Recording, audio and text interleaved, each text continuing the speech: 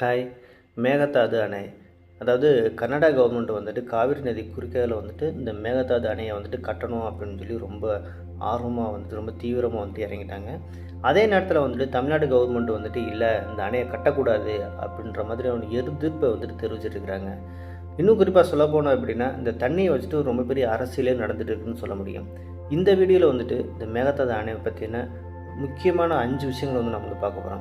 இதில் முதலாவது நம்ம என்ன பார்க்க போகிறோம் அப்படின்னா, தமிழ்நாடு கவர்மெண்ட் வந்துட்டு ஏன் இதை எதிர்க்கிறாங்க, இந்த அணையை வந்து கட்டக்கூடாது அப்படின்னு சொல்லி ஏன் இதை வந்து எதிர்க்கிறாங்க அப்படிங்கிறத டீட்டெயிலாக வந்து பார்க்கலாம். ரெண்டாவது விஷயம் வந்துட்டு கர்நாடகா கவர்மெண்ட் வந்து ஏன் இந்த அணையை கட்டணும் அப்படின்னு சொல்லி அவங்க வந்துட்டு நினச்சிட்டு இருக்கிறாங்க, உறுதியாக இருக்கிறாங்க அப்படிங்கிறத நம்ம டீட்டெயிலாக பார்க்கலாம். மூணாவது வந்துட்டு ஒரு விஷயம் என்ன அப்படின்னா, இந்த அணையை வந்துட்டு கட்டினா அப்படின்னா காவிரி நதியோட எதிர்காலம் வந்துட்டு எப்படி இருக்கும். ஏன்னா காவிரி நதி குறுக்கேல தான் இந்த அணை வந்து கட்ட போகிறாங்க. ஒருவேளை அந்த அணையை வந்துட்டு கட்டினாங்க அப்படின்னா இந்த காவிரி நதியோட எதிர்காலம் வந்துட்டு எப்படி இருக்கும் அப்படிங்கிறத நம்ம டீட்டெயிலாக வந்து பார்க்கலாம். நாலாவது விஷயம் வந்துட்டு இந்த மேகதாது அணையை கட்டினா விவசாயிகளுக்கு எந்த மாதிரியான ஒரு விளைவுகளை வந்துட்டு ஏற்படுத்தும், ஒருவேளை விவசாயிகளுக்கு இது வந்துட்டு யூஸ்ஃபுல்லாக இருக்குமா, இல்லை இதனால் வந்துட்டு ரொம்ப அஃபெக்ட் ஆவாங்களா, ஸோ இந்த மாதிரிலாம் வந்து டீட்டெயிலாக வந்து பார்க்கலாம். அஞ்சாவது விஷயம் வந்துட்டு உச்சநீதிமன்றம் வந்துட்டு இந்த மேகதாது அணையை கட்டுறது விஷயமா என்ன சொல்லியிருக்கிறாங்க, அவங்களோட தீர்ப்பு என்னவாக இருந்துச்சு, அதை பற்றி நம்ம டீட்டெயிலாக பார்க்கலாம். ஸோ இந்த 5 விஷயத்தை வந்துட்டு இந்த வீடியோவில் வந்து டீட்டெயிலாக பார்க்கலாம். ஸோ வீடியோ ஸ்கிப் பண்ணாமல் எண்டு வரைக்கும் பாருங்கள். நல்லா டீட்டெயிலாக எல்லா விஷயம் தெளிவாக நான் சொல்லியிருக்கேன் இந்த வீடியோவில். ஃபஸ்ட் நம்ம இந்த காவிரி நதியோட வரலாறு என்னன்றதை வந்து பார்த்துடலாம். ஸோ இந்த காவிரி நதி வந்துட்டு கர்நாடகா மாநிலம் தலக்காவிரி அப்படிங்கிற இடத்துல தான் பிறக்குது. அங்கேருந்து மைசூர் வழியாக அப்படியே ஓடி வருது இந்த காவிரி நதி. மைசூரில் வந்துட்டு கேஆர்எஸ் டேம் ரொம்ப ஃபேமஸ். ஸோ இந்த கேஆர்எஸ் டேம் வந்துட்டு இந்த காவிரி நதியோட குறுக்கால கட்டப்பட்ட ரொம்ப பெரிய டேம். இது வந்து கர்நாடகா மாநிலம் மைசூரில் வந்துட்டு இருக்குது.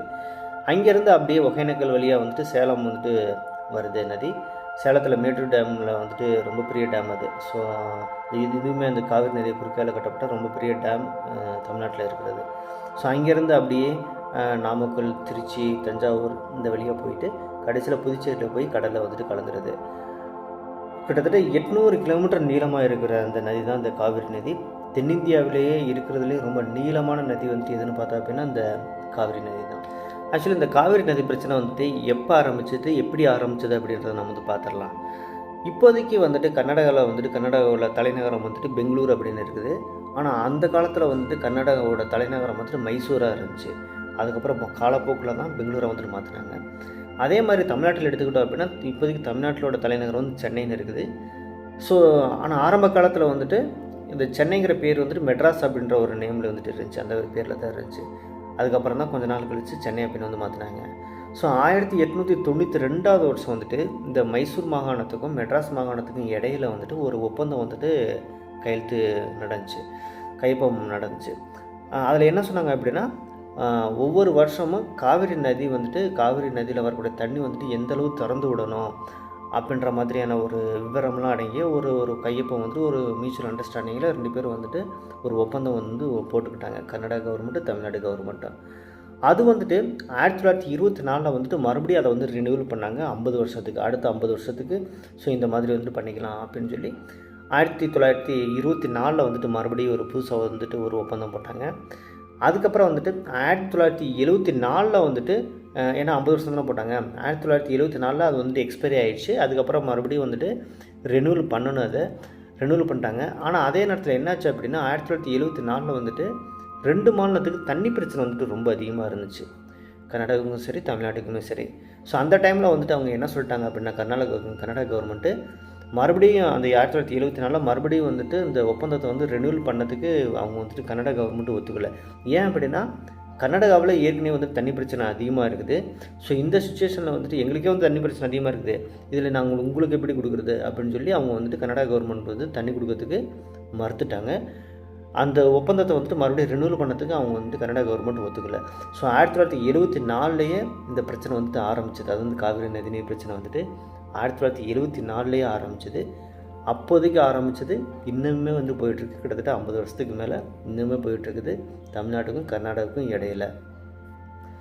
ஸோ மேகதாது அப்படின்னா என்னங்கிறத நம்ம தெரிஞ்சுக்கலாம். ஸோ மேகதாது அப்படிங்கிறது ஒரு இடத்தோட பேர், அதாவது காவிரி நதி ஓடி வருது பார்த்திங்கன்னா அந்த வரக்கூடிய வழியில் இருக்கிற ஒரு இடத்தோட பேர் தான் மேகதாது. ஸோ மேகதாதுக்கு என்ன விளக்கம் சொல்கிறாங்க அப்படின்னா, அதை வந்துட்டு மேகே ப்ளஸ் தாது இதை ரெண்டையும் சேர்த்து வந்து மேகதாது அப்படின்னு சொல்கிறாங்க. ஸோ மேக்கை அப்படின்னா ஆடு, கன்னடாவில் வந்துட்டு மேக்கை அப்படின்னா ஆடுன்னு வந்து சொல்லுவாங்க. தாது அப்படின்னா தாண்டுறது. அதாவது ஒரு ஆடு வந்துட்டு இப்போ பொதுவாக நம்ம ஆடில் எப்படி இருக்கும் அப்படின்னா, ஆடு நடந்து வர்றப்போ அது குறுக்கலை ஏதாவது ஒரு சின்ன ஒரு வாய்க்காலோ சின்ன ஒரு கொட்டையோ ஏதாவது இருந்துச்சு அப்படின்னா அதை அப்படியே தாண்டி வந்துட்டு வரும். ஸோ அதே மாதிரி தான் இந்த காவிரி நதி பாஞ்சிட்டு வர அந்த வழியில் வந்துட்டு ஒரு சின்ன ஒரு பள்ளத்தாக்கு மாதிரி இருந்துச்சு, ரொம்ப ஆழமான பள்ளத்தாக்கு.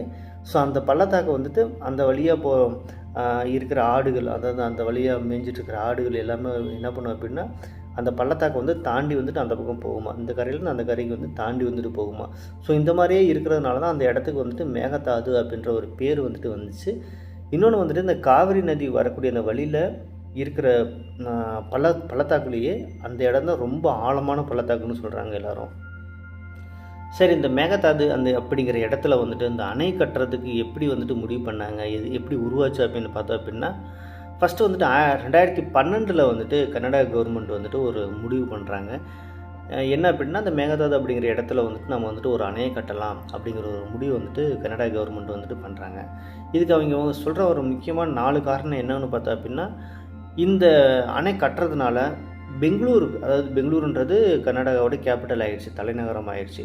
ஆரம்பத்தில் வந்துட்டு மைசூர் தான் இருந்துச்சு, அதுக்கப்புறம் வந்துட்டு பெங்களூர் தான் வந்துட்டு தலைநகரமாக மாற்றினாங்க. ஸோ அந்த காலத்தில் வந்துட்டு அந்த 2012 அந்த டைம் பீரியடில் வந்துட்டு பெங்களூரில் வந்து தண்ணி பிரச்சனை ரொம்ப அதிகமாக இருந்துச்சு.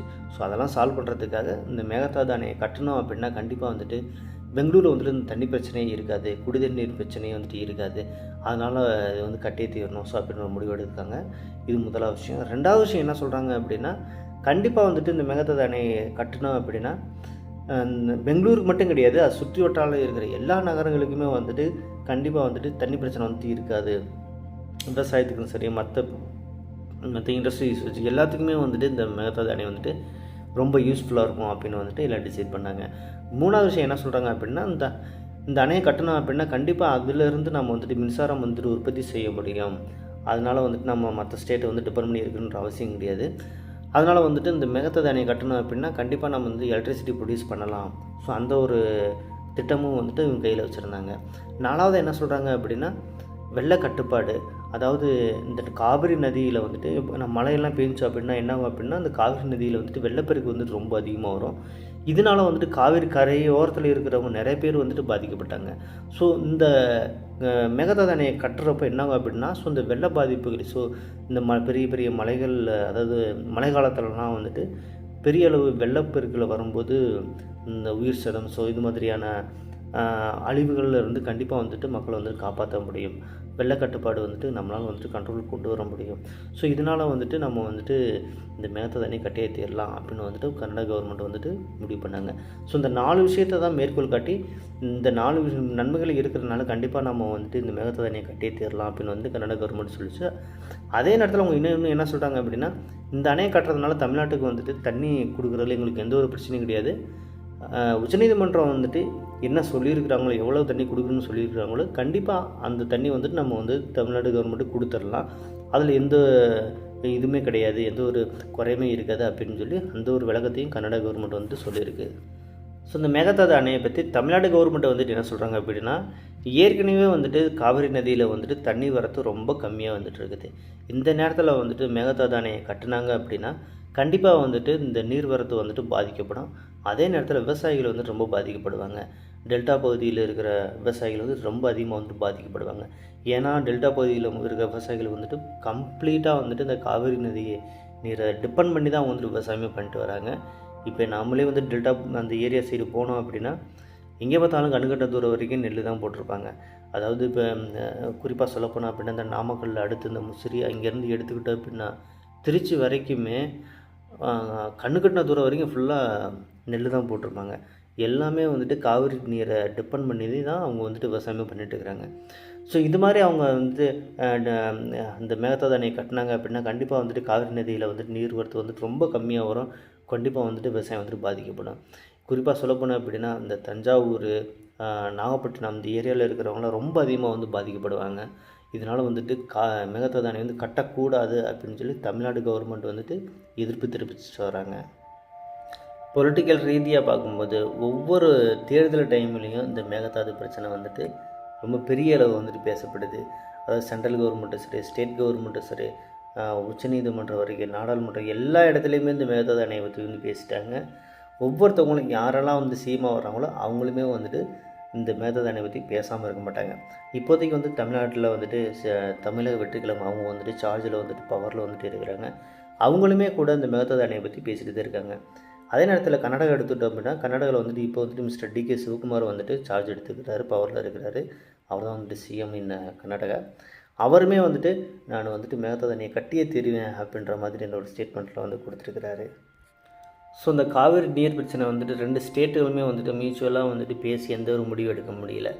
அதுக்கப்புறம் வந்துட்டு இந்த கேஸ் வந்துட்டு உச்சநீதிமன்றத்துக்கு போயிடுச்சு.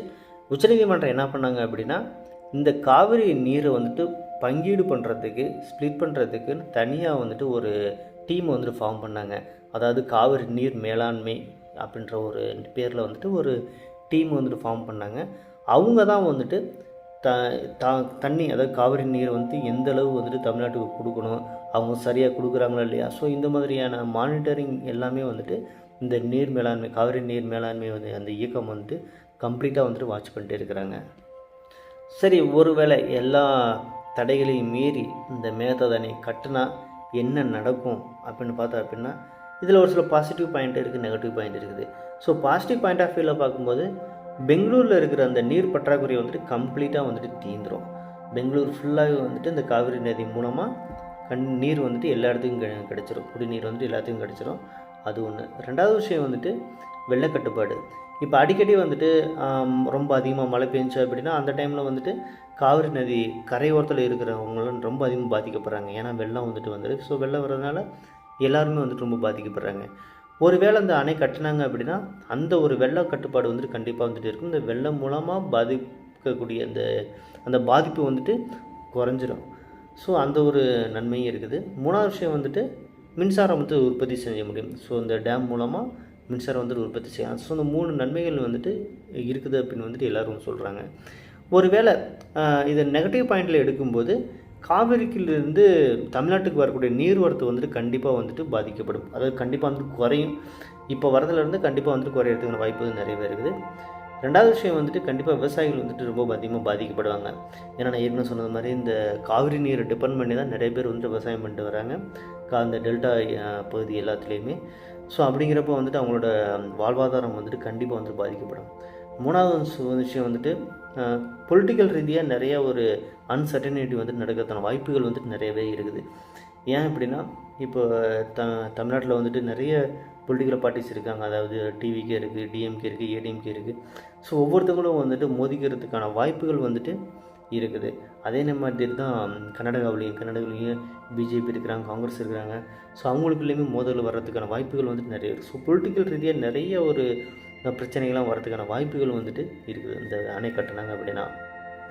சரி, இந்த மேகதாது அணை பற்றின ஒரு எதிர்காலத்தில் வந்துட்டு இது எப்படி இருக்கும், எந்த மாதிரியான முடிவுகள் வரும் அப்படின்னு பார்த்தா அப்படின்னா, ஒருவேளை இந்த மேகதாது அணை வந்துட்டு கட்டலாம் அப்படின்னு முடிவுக்கு வந்தாங்க அப்படின்னா கண்டிப்பாக வந்துட்டு சுற்றுச்சூழல் அனுமதி வந்துட்டு கண்டிப்பாக வந்துட்டு வேணும்.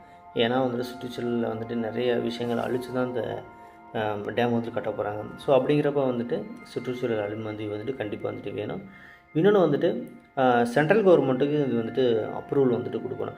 ஏன்னா இது வந்து ஸ்டேட் கவர்மெண்ட் மட்டுமே வந்துட்டு தனியாக முடிவெடுத்து செய்ய முடியாது. சென்ட்ரல் கவர்மெண்ட்டும் வந்துட்டு அப்ரூவல் வந்து கொடுக்கணும். அதே நேரத்தில் வந்துட்டு உச்சநீதிமன்றமும் இதை வந்துட்டு அனுமதிக்கணும். ஸோ இது அவங்களாம் அனுமதித்தா மட்டும்தான் அந்த டேம் வந்துட்டு கட்ட முடியும். ஸோ அப்படிங்கிறப்ப வந்துட்டு ஸ்டேட் கவர்மெண்ட்டு தனியாக வந்துட்டு எதுவுமே செய்ய முடியாது இந்த விஷயத்தில். ஸோ மேகதாது அணை அப்படிங்கிறது ஒரு அணை திட்டம் மட்டும் கிடையாது. இது வந்துட்டு வாட்டர், விவசாயம், சுற்றுச்சூழல், மாநில அரசோட உரிமை, அதுக்கப்புறம் அரசியல், இது எல்லாத்தையும் சேர்த்து தான் இந்த மேகதாது அணையோட தனி திட்டம் அப்படின்னு வந்து சொல்லப்படுது. அதே நேரத்தில் இந்த திட்டம் வந்துட்டு இந்தியாவோட நீர் மேலாண்மை வரலாற்றில் ரொம்ப பெரிய முக்கியமான ஒரு பங்கு வகிக்குதுன்னு சொல்ல முடியும். ஸோ அப்படிங்கிற ஒரு திட்டம் தான் இந்த மேகதாது அணை திட்டம். ஸோ இது வந்துட்டு வெற்றி பெறுமா இல்லை தோல்வி அடையுமா இல்லை எந்த மாதிரி இருக்கும் அப்படிங்கிறத நான் பொறுத்திருந்து தான் பார்க்கணும். ஸோ இந்த வீடியோ வந்து பிடிச்சிருந்தா அப்படின்னா கண்டிப்பாக வந்துட்டு லைக் பண்ணுங்கள், ஷேர் பண்ணுங்கள், கமெண்ட் பண்ணுங்கள், ஃப்ரெண்ட்ஸ் எல்லாருக்கும் ஷேர் பண்ணுங்கள். அடுத்த வீடியோவில் நாம் வந்து சந்திக்கலாம். பாய்.